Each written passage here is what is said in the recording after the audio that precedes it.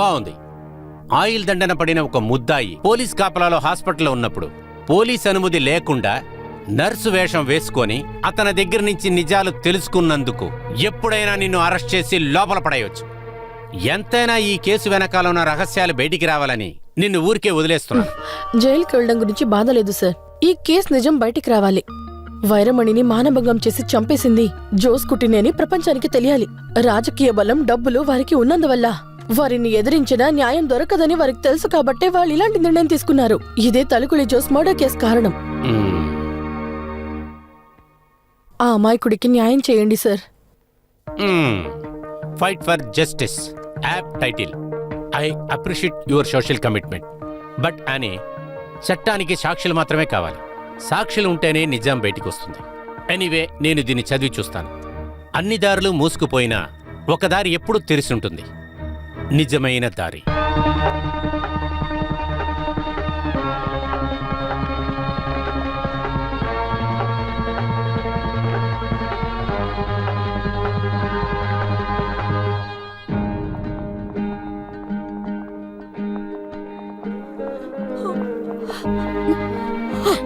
అయ్యా, ఎలా ఉన్నావురా?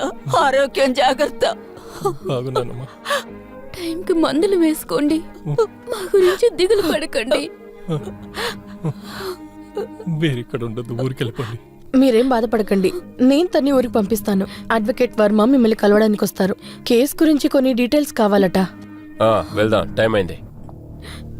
డిశ్చార్జ్ సీట్ లో సంతకం చేసుకుని తీసుకున్నాను. మేం చేసే ఫార్మాలిటీస్ అంతా అయింది. కంటిన్యూ చేయాల్సిన మెడిసిన్స్ అన్ని రాసిచ్చాను. ఫాలో చేయండి. సార్, ఒక్క నిమిషం. మీకే థ్యాంక్స్ చెప్పాలి. నేను ఇంత త్వరలో కోలుకుంది మీ ట్రీట్మెంట్ వల్లనే. థ్యాంక్స్. It's okay. అయ్యా, జాగ్రత్త. కమాన్.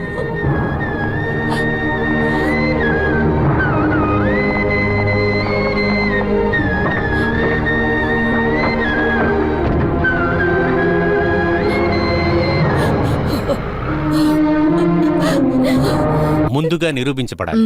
ప్రాణాలతో లేకపోయినా జోస్ కుట్టియే ఇది చేశాడని నిరూపిస్తే రెండో కేసుకి అది ఎంతో యూస్ఫుల్ గా ఉంటుంది.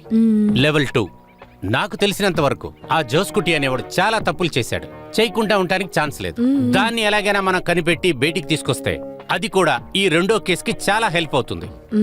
అదే విధంగా లోకల్ పోలీసులు కనిపెట్టలేకపోయిన వైరమణి కేసుని క్రైమ్ బ్రాంచ్ కి ఇవ్వమని చెప్పి రేపే నేను కోర్టులో రిట్ సబ్మిట్ చేయబోతున్నాను. నువ్వు రాసి పెట్టుకున్న కవర్ స్టోరీని వెంటనే పబ్లిసిటీ చేయించు. అది చదివి ప్రజలందరూ కోపగించుకుంటే అది కూడా మనకి చాలా హెల్ప్ అవుతుంది. I mean a max public support. Next ఇష్యూలోనే మ్యాటర్ రిలీజ్ చేస్తాను. యాక్చువల్లీ మీ అప్రూవల్ కోసమే వెయిట్ చేశాను సార్. నువ్వు రాసి పెట్టుకున్న టైటిల్ నిజమవబోతుంది. Fight for justice. Take it.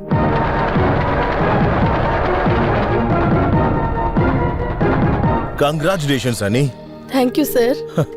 All the copies have been sold out. ఇలాంటి సోషల్ ఇష్యూ గురించి డీప్ గా వెళ్లి విచారించి రాసిన ఇలాంటి ఎటువంటి ఇన్సిడెంట్ మన చుట్టుపక్కల నాకు తెలిసి జరగలేదు. పొద్దున్నుంచి ఎన్ని ఫోన్ కాల్స్ వస్తున్నాయి తెలుసా? ఇంత డీటెయిల్స్ మీకు ఎలా దొరికే అందరూ అడుగుతున్నారు. నన్ను అడిగితే ఆ క్రెడిట్ అంతా మీదే సార్. మీరే కదా నాకు ఈ ఐడియా ఇచ్చారు. అయ్యుండొచ్చు. అలా అయినా కూడా నువ్వు ఎంత కష్టపడి ఉంటా నాకు బాగా తెలుస్తుంది. And in my opinion this is one more feather in your cap. ఏం కట్టుకోసం రాశారా? ప్రభుత్వ బలంతో, డబ్బు బలంతో కేసును మనం తిప్పేశామంట. మళ్ళీ పాత కథని తీసుకుని వచ్చి వైరమణిని చంపింది మన జోస్ కుట్టే అని కథ చెప్తున్నారు. శివరాజ్ చేసింది న్యాయించడానికి చూస్తున్నారా? అది ఎప్పటికి జరగదు.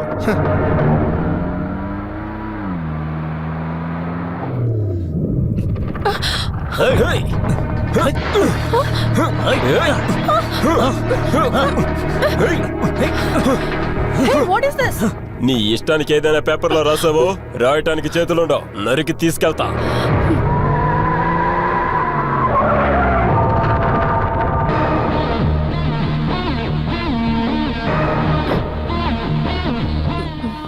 ఏంటని? ఏంటి ఇక్కడ? కవర్ స్టోరీ రాసినందుకు అనుకుంటా కదా వీళ్ళు నేను కవర్ చేయడానికి వచ్చారు. నేను ఒక సాధారణమైన లాయర్. క్రిమినల్ కేసులంతా ఒక్కళ్ళు తప్పించుకుంటాను. అందువలన ఒక తప్పు చేస్తే దానికి శిక్ష అనుభవించాలి, అంతే కదా?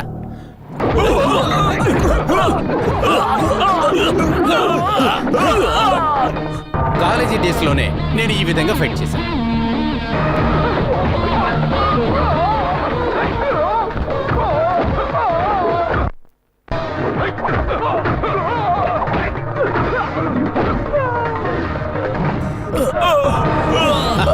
లెక్క ఇంకా తేలేదు.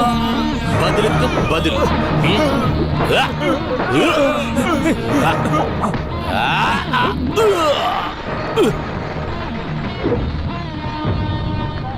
బ్రేకింగ్ న్యూస్ వైరమణి హత్య కేసుని క్రైమ్ బ్రాంచ్ కి మార్చేశారు. Breaking news. ₹2 క్రైమ్ బ్రాంచ్ వచ్చి పీకుతారు. దీని పని ఎంత పెద్ద మగోడు వచ్చినా పీకేదేమీ లేదు. లోకల్ పోలీస్ విచారణ వాళ్ళకి తృప్తిగా లేదట. ఒకరిని పట్టుకుని కోర్టులో చెప్పాం. కోర్టు నేరస్తుడు కాదండి. ఇలాంటి కేసులు ఎన్నో చూసాం. రాని వచ్చి విచారించనే.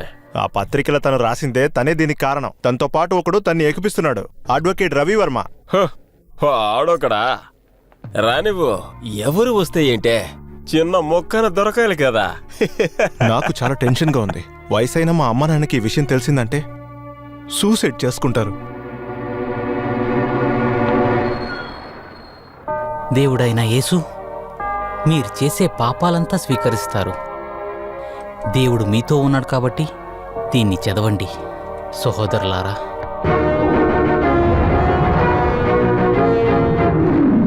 ఏయ్, నువ్వు మతబోధకుడివి అని చెప్పడం శుద్ధ అబద్ధం. నీలాంటి కేడీల వల్లే నిజమైన మతబోధకులకు పరువు పోతుందిరా. రే చెప్పరా, నిజం చెప్పరా.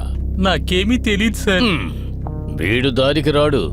సరే, టైం ఎంత అయింది? అది తలుచుకుంటేనే భయం వేస్తుంది. Time 12:25 sir. అయ్యయ్యో, 5 నిమిషాలే ఉందిరా.